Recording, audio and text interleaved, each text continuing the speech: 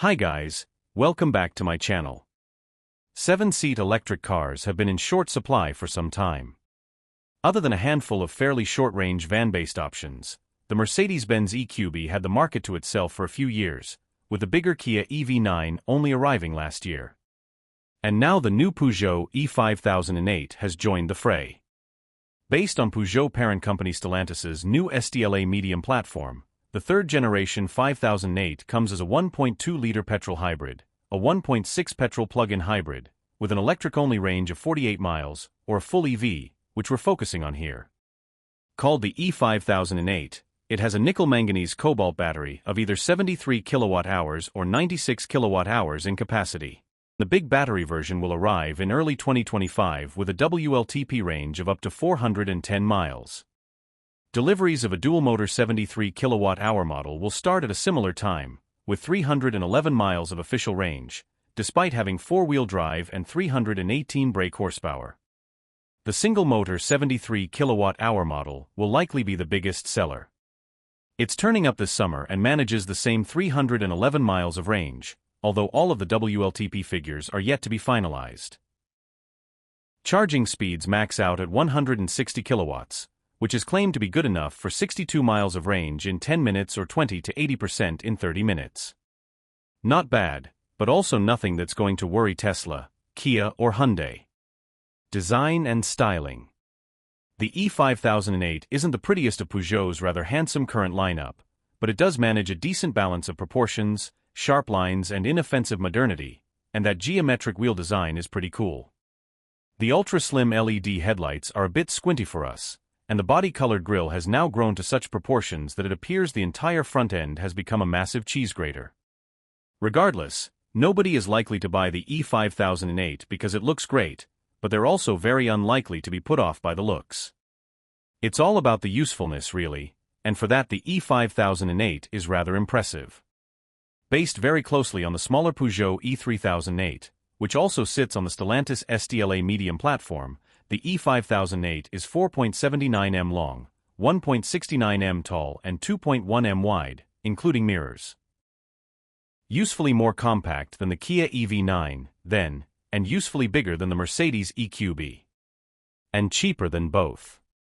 Initially you can get the e-5008 only with a 7-seat layout, but Peugeot executives say that a cheaper, 5-seat version is quite likely. The interior.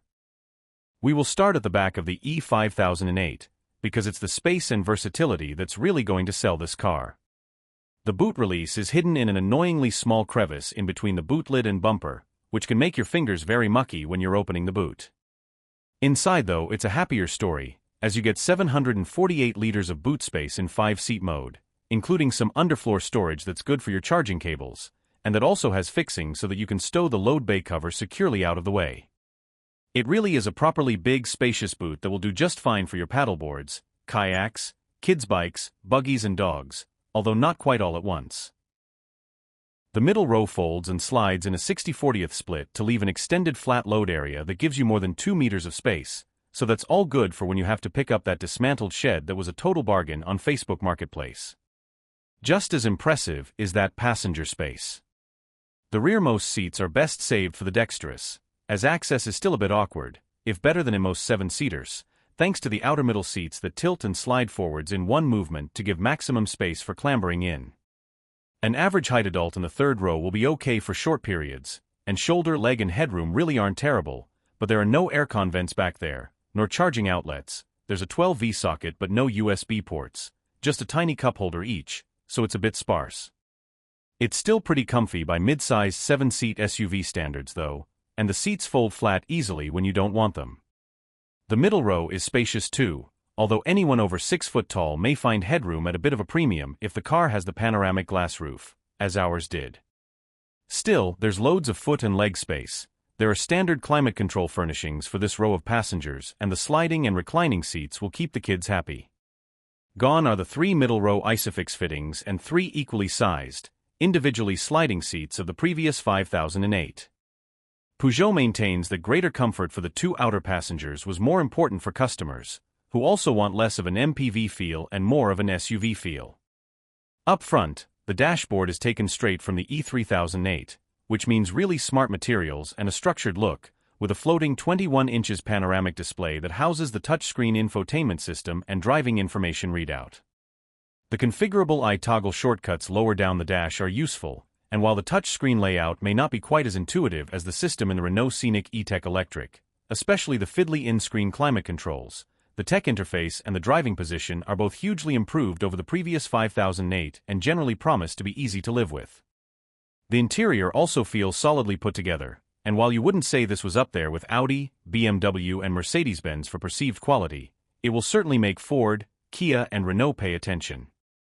The seats are comfortable too, although the manual seat adjustment feels clunky and cheap, given the high-end feel that Peugeot has striven for in other aspects. Visibility isn't bad for this class of car. Granted, the Skoda Kodiaq has a lower shoulder line and better view out to the back, but the e-5008 has an appealing proper SUV driving position that sits you high up and gives an imperious view down the road. If you enjoyed this review, be sure to like this video, subscribe to our channel for more exciting car reviews.